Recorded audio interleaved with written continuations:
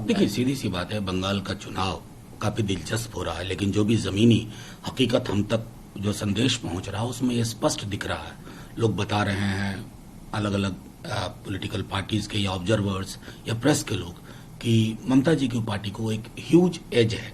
और वो उस एज होने के पीछे ये भी चीज है कि बीते 1.5 वर्ष में जिस प्रकार की भाषाई हिंसा का इस्तेमाल किया गया बिहार में, बंगाल में, वो बंगाल के मिजाज को मेरा मानना है कि वो स्वीकार्य नहीं हुआ।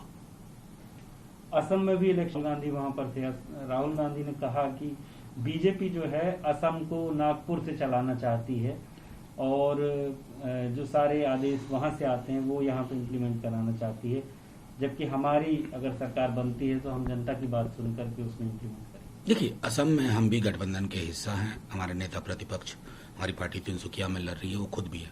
खास करके वहां जो कमिटमेंट कांग्रेस ने किया है वो या पूरे गठबंधन ने किया है, 5 गारंटी, इस चुनाव इस तरह के मुद्दे पे होना चाहिए।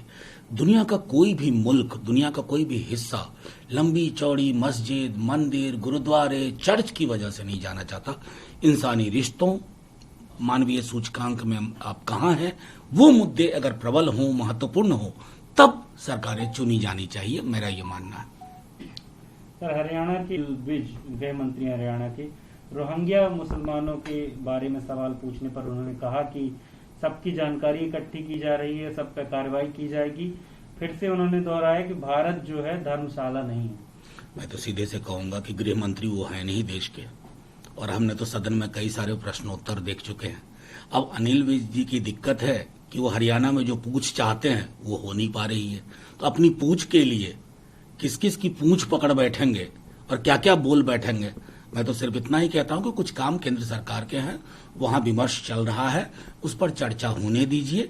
ये देश धर्मशाला नहीं है, ये देश बना ही है ऐसे ही, काफिले आते गए, कारवां बनता गया। एक जहां कहीं घुसपैठ हुई है उसकी चिन्हित किया जाए। लेकिन हम तो अगर आदिकाल से अपनी सभ्यता को देखें तो जैसा मैंने पहले कहा, एक एक कारवे ने इस मुल्क को ये महासागरीय मिजाज दिया। सर, महाराष्ट्र में अलग तरह की राजनीति जो है प्रॉपरली काम नहीं कर रही है, लॉ एंड ऑर्डर चरमराया हुआ है, लिहाजा मुकेश अंबानी जैसे लोग सुरक्षित नहीं हैं।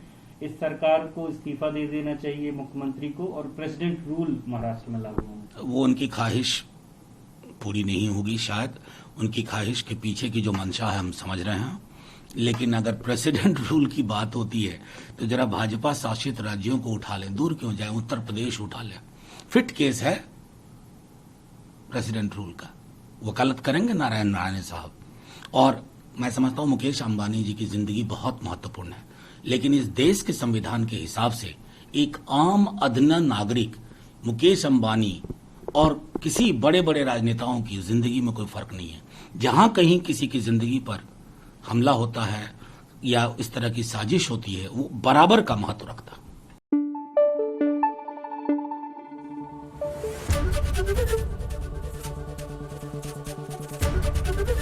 एबीपी न्यूज आपको रखे आगे।